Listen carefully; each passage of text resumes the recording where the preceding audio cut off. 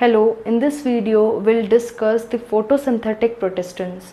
As we all know, the protistans are classified under three categories, that is photosynthetic protistans, the saprophytic and protozoan type of protistans.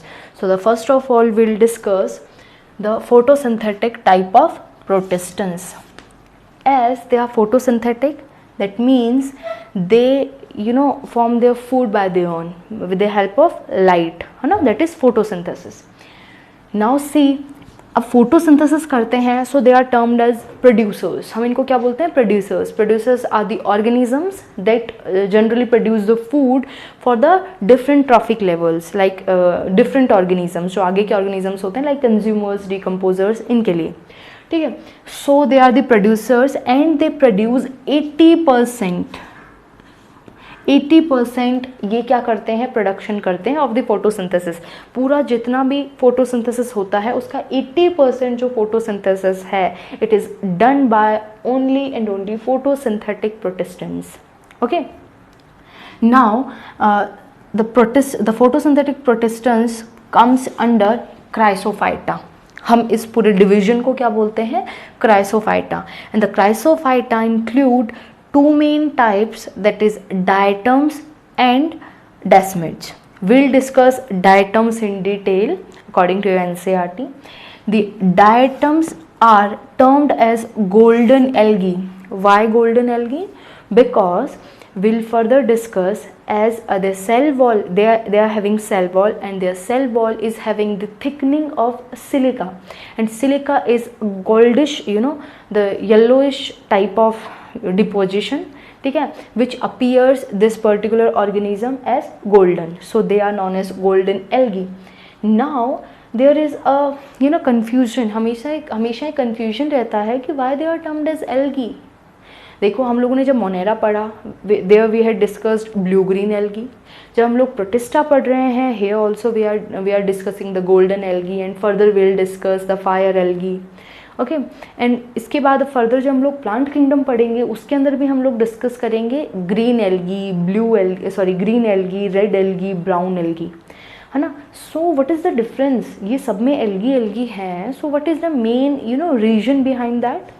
Now see, algae हम लोग किसी भी organism को तब बोलते हैं when it is photosynthetic. जब भी कोई ऑर्गेनिज्म फोटोसिंथेसिस कर रहा है ना, वो वेदर मोनेरा का हो लाइक ब्लू ग्रीन एल्गी, वो वेदर प्रोटिस्टा का हो like golden algae which is photosynthetic, या फिर वो किसका हो? प्लांट का हो, तो इनको हम लोग क्या बोलते हैं? एल्गी बोलते हैं. तो algae term is generally used for thallophytic. तो एक अलग वो है कि हाँ, एल्गी मीन्स ये लोग क्या होते हैं? थैलोफाइटिक. इनका क्या होता है? वो होता है, इनका जो स्ट्रक्चर होता है वो थोड़ा सा बैग लाइक होता है, वो तो एक अलग कैरेक्टर है. But the main character is all the algae having the similarity in they are having photosynthetic mode of nutrition. They all are photosynthetic. That's why they are termed as algae, whether they are monerans, whether they are protistans, or whether they are that is plant. Algae कहीं पे भी हो, अगर वो photosynthesis कर रहा है, इसलिए हम उनको एल्गी बोल रहे हैं, ठीक है. नाउ तो हम इनको गोल्डन एल्गी बोल रहे हैं. The reason behind that we know. Now you have to remember that photosynthetic protistans जो हैं उसमें 3 आते हैं आपके, that is chrysophyta, pyrrophyta and euglenophyta. Now we are discussing chrysophyta. तो chrysophyta generally produce the total organic matter, that is 50% of total organic matter. They whole are producing 80%, but the chrysophyte only solely produce 80% of the organic matter. अकेला ये कितना produce करता है? 50%, ठीक है. और ये सारे मिला के कितना करते हैं? 80% of photosynthetic matter. Now we'll discuss some characters. They are microscopic, PIC. They are microscopic, okay. They are small. They are aquatic, and aquatic weather दोनों टाइप के हो सकते हैं. They can be marine and they can be fresh water aquatic, ठीक है, दोनों form में हो सकते हैं. Now they generally float passively in water currents. Water currents में ये पैसिवली फ्लोट करते रहते हैं.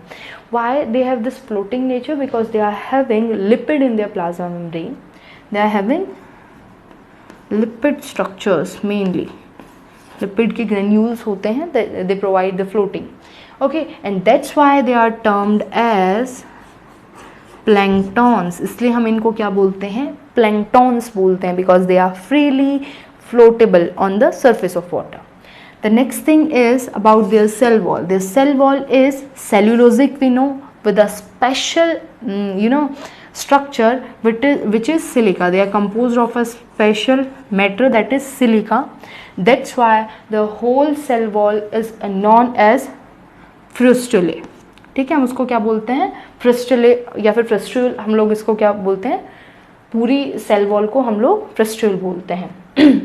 नाउ सो ये आपको पिक्यूलर फीचर याद रखना है. सिलिका इनकी सेल वॉल में होता है deposited. Because of the deposition of silica in the cell wall they are indestructible. इनको कोई डिस्ट्रॉय नहीं कर सकता, वेदर कितनी भी हार्श कंडीशंस हों.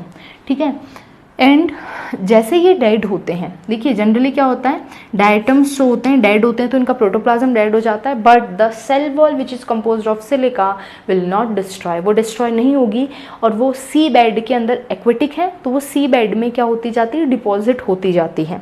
और डिपॉजिट होते एक स्ट्रक्चर बनाती है जिसको हम लोग बोलते हैं डायएटमेशियस अर्थ. What we call it diatomaceous earth, and this particular region which is diatomaceous earth is very important. It is formed by the accumulation of dead diatoms at the seabed. Okay, now the next thing is this diatomaceous earth. By this diatomaceous earth, when we crush it, है ना, we can change it into a whitish powder. इससे हमको एक whitish powder मिलता है जिसको हम लोग कैशुलगर और हम लोग क्या बोलते हैं? डायटमाइट बोलते हैं. ठीक है,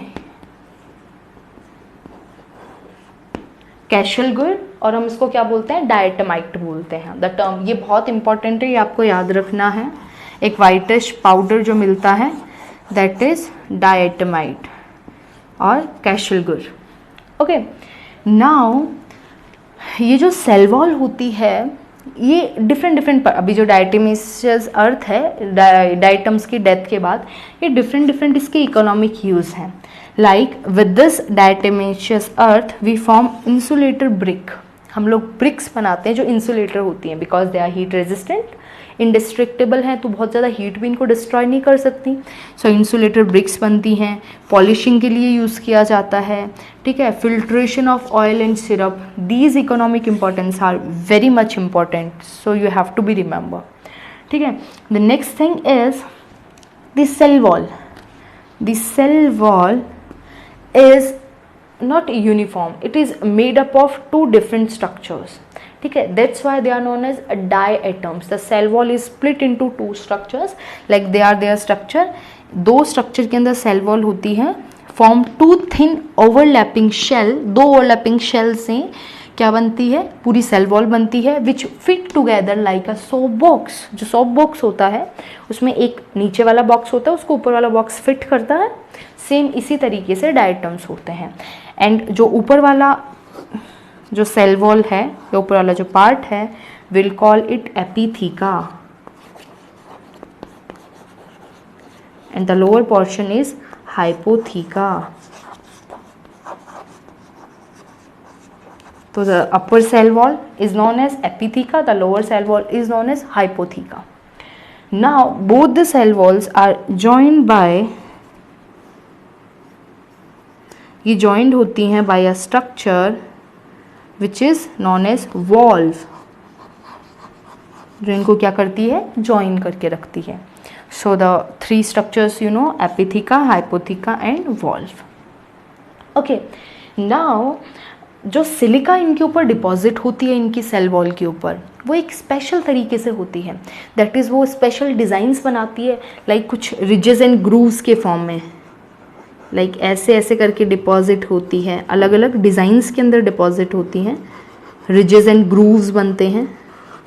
ठीक है, these are grooves and ridges, up and down, ऐसे ऐसे स्ट्रक्चर्स बनते हैं. ठीक है, और इसीलिए अब ये जब इनको देखा जाता है तो बहुत ऑर्नामेंटल वैल्यू होती है, इनको अगर रखा जाता है तो बहुत सुंदर दिखते हैं। ठीक है, गोल्डन कलर का है सिलिका, तो वो गोल्डिश कलर आपको देते हैं और फिर डिफरेंट डिज़ाइंस हैं उसके ऊपर, तो बहुत ही एक अच्छा सा ज्वेलरी जैसा क्या देते हैं, टेक्सचर और स्ट्रक्चर देते हैं। That's why they are specially termed as jewels of plant kingdom. Why they are known as jewels of plant kingdom? Because the silica deposition forms many design. For that purpose they are termed as jewels of plant kingdom. ठीक है, the golden-ish design जो बनती है different different form में, वो jewellery की तरह resemble करती है। Now they are, we know the mode of nutrition is photosynthetic. So for that purpose they have to have pigments. And the special pigments are mainly chlorophyll तो होता ही है, chlorophyll A is present in all type of algae because they are golden algae. जो भी algae होंगे that is photosynthetic organisms, they are having chlorophyll A always, and with chlorophyll A they are having chlorophyll C and a special pigment that is beta carotene or some other special some special carotenoids like xanthophyll also have, है ना, xanthophyll also present in them. So these are some basic characters. ठीक है, you have to have remember these things. आपको एक structure बिल्कुल अच्छे से पता होना चाहिए। डायटेमियस अर्थ क्या होती है, सेल वॉल में सिलिका का डिपोजिशन की वजह से they are termed as golden algae, and the production वाला पार्ट आपको याद रखना है, they are termed as that is planktons. Okay, ये चीज़ आपको बिल्कुल अच्छे से याद रखनी है। नाउ विल डिस्कस, हम लोग डिस्कस करेंगे फर्दर इनका और कैरेक्टर्स हम लोग डिस्कस करेंगे। Now will discuss some other characters.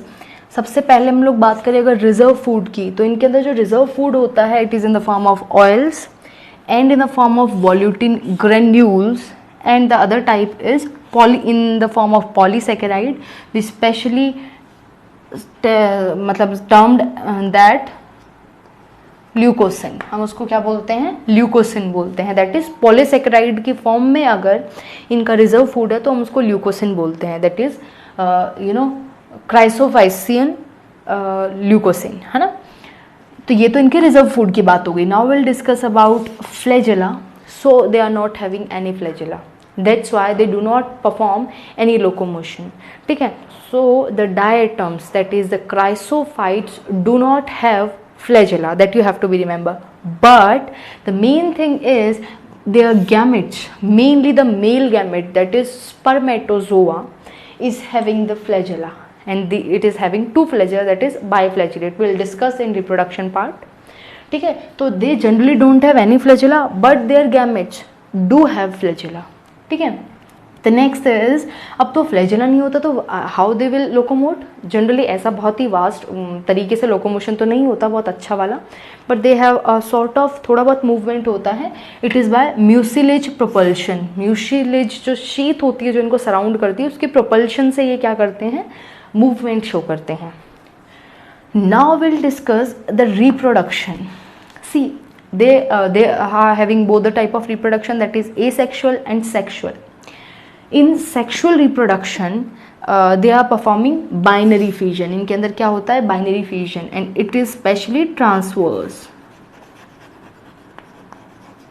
वो भी कैसा होता है, transverse type of asexual reproduction होता है। Now see, ये जो बाइनरी फिजन होता है जनरली नाइट में होता है। This is the important thing, ये आपको याद रखना है, नाइट में ही होता है बाइनरी फिजन जनरली। अब होता क्या है इनके अंदर, फॉर एग्जाम्पल ये एक किस तरीके से होता है, आई विल शो यू। ये एक डायटम है, ठीक है। नाउ अब एक सेल थोड़ा छोटा होता है, बड़ा सेल एक बड़ा सेल होता है, बड़ी वाली को हम लोग बड़ा वाला कवरिंग होता है उसको हम लोग बोलते हैं एपीथीका, एंड द स्मॉलर इज हाइपोथीका। सबसे पहले क्या होगा, एपीथीका हाइपो, जो प्रोटोप्लास्ट होता है इन दोनों के बीच में वो थोड़ा सा ज़्यादा होने लगता है, ठीक है, स्ट्रेच होने लगता है। इसकी वजह से दोनों सेल वॉल जो होती हैं वो क्या होती हैं, दोनों जो सब यूनिट्स होती हैं एक सेल वॉल की वो सेपरेट होने लगती हैं, ठीक है।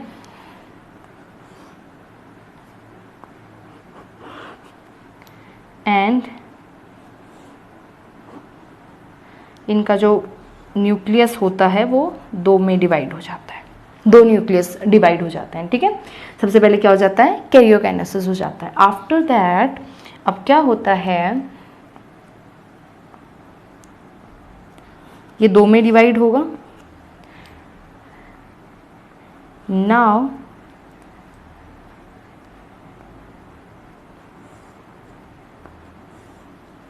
दोनों के पास अब इधर क्या रह गई, एक साइड में तो हमारे पास एपिथीका, तो जो एपिथीका वाला पार्ट है वो एक जगह हो गया और हाइपोथीका वाला अलग चला गया।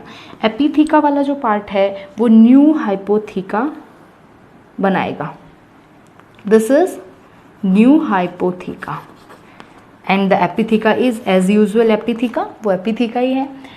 इन द केस ऑफ अनदर, दूसरे केस में हमारे पास क्या है, हाइपोथीका है। ये जो हाइपोथीका है it is now act as new epitheca, हम इसको अभी क्या बोलने लग जाएंगे, एक्ट एज एपिथीका। यही एक मेन ध्यान रखना बहुत इंटरेस्टिंग चीज़ है कि जो दो हाइपोथीका एपिथीका अलग अलग होती हैं वो दोनों एपिथीका की तरह एक्ट करती हैं, और जो नई चीज़ बनती है वो हमेशा हाइपोथीका की फॉर्म में बनती है, और हाइपोथीका हमेशा क्या होगी, एपिथीका से छोटी होगी। सो इससे हमें कंक्लूजन क्या मिला, एक सेल तो पेरेंटल सेल के जितना साइज रहेगा और एक सेल छोटी हो जाएगी, बिकॉज जो पहले वाली एपिथीका थी, जो पहले वाली हाइपोथीका थी वो वैसे ही स्मॉलर थी, ठीक है, और वही एपिथीका की तरह एक्ट करेगी। नई हाइपोथीका जो बनेगी वो हमेशा छोटी बनेगी, because hypotheca is always smaller than epitheca, so this cell will be smaller. Now further अगर आगे डिविजन्स करेंगे तो और स्मॉल साइज होती जाएगी, इसके अंदर एक साइज तो पेरेंट वाली रहेगी और दूसरा जो बनेगा वो और स्मॉलर हो जाएगा, इसके अंदर मतलब वो इसकी तरह हो जाएगा, है ना। अब इसके अंदर अगर हम देखेंगे तो एक तो सेम साइज़ का बनेगा, एक और छोटा, तो ऐसे करते करते बहुत स्मॉल स्मॉल स्मॉल स्मॉल होता चला जाएगा। तो the size will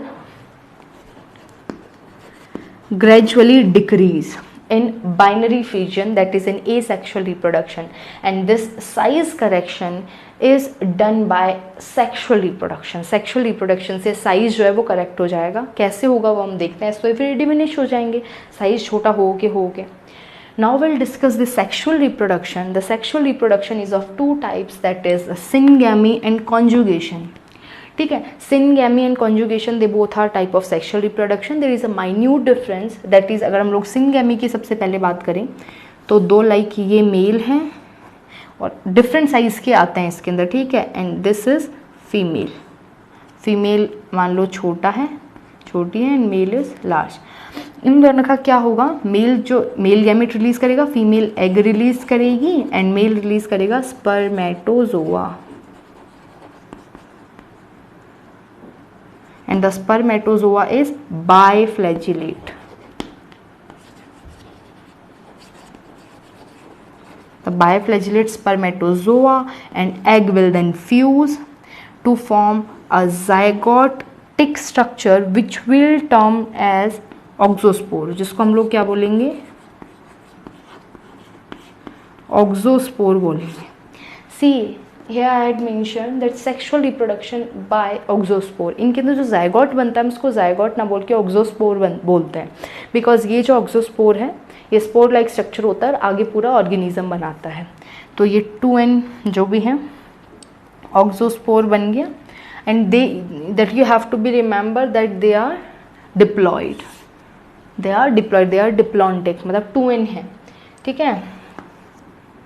so they will form ऑक्सोस्पोर, और जो ऑक्सोस्पोर है ये अपनी आजू बाजू सराउंड कर लेगा, मतलब सिक्रीट करेगा, दैट इज़ सेल वॉल, और ये जो सेल वॉल होगी वो एकदम नॉर्मल होगी, दैट इज़ यूजुअल सेल के अंदर जो सेल वॉल होती है उतना ही टाइप का होगा, जो प्रीवियस मतलब पहले जो टाइप के आपके जो ये डायटम्स हैं, एक जो टिपिकल डायटम है उस साइज़ का ही सेल वॉल बनेगा। ये न्यू बन गया आपका। तो साइज करेक्शन हुआ, पहला काम सेक्सुअल रिप्रोडक्शन का, साइज करेक्ट कर दिया, वेदर एक कितना छोटा था एक बड़ा था, अब जब दोनों मिले तो एक नॉर्मल साइज बन गया है। अब दोनों छोटे आ जाओ या दोनों बड़े आ जाओ, बहुत साइज एकदम नॉर्मल आएगा, ठीक है। So the two works are done by sexual reproduction. The first work is the size correction and the second work is that is genetic recombination. दो चीज़ें मिल रही हैं तो एक नया हमें कॉम्बिनेशन मिलेगा, रिकॉम्बिनेशन, दैट इज, ठीक है। तो वेरिएशंस आएंगे और नए ऑर्गेनिजम्स बनेंगे। The next thing is sexual, ये तो हमारे बात कर ली हम लोगों ने सिनगेमी की. Now will discuss conjugation. In conjugation like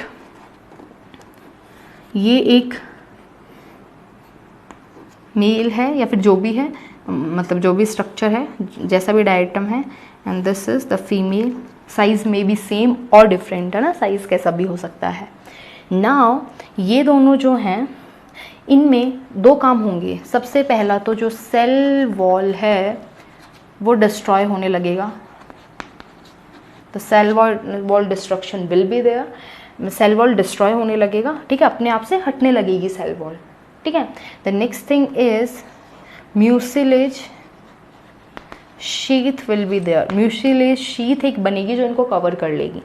तो क्या होगा आगे, ये जो दोनों हैं ये पास पास आएंगे and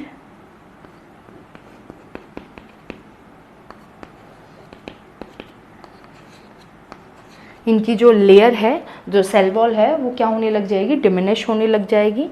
and mucilage sheath will cover them. एक म्यूसिलेज शीथ आएगी जो कवर कर लेगी. तो दो वर्क हुए हैं, ठीक है. नाउ अब मियोसिस होगा,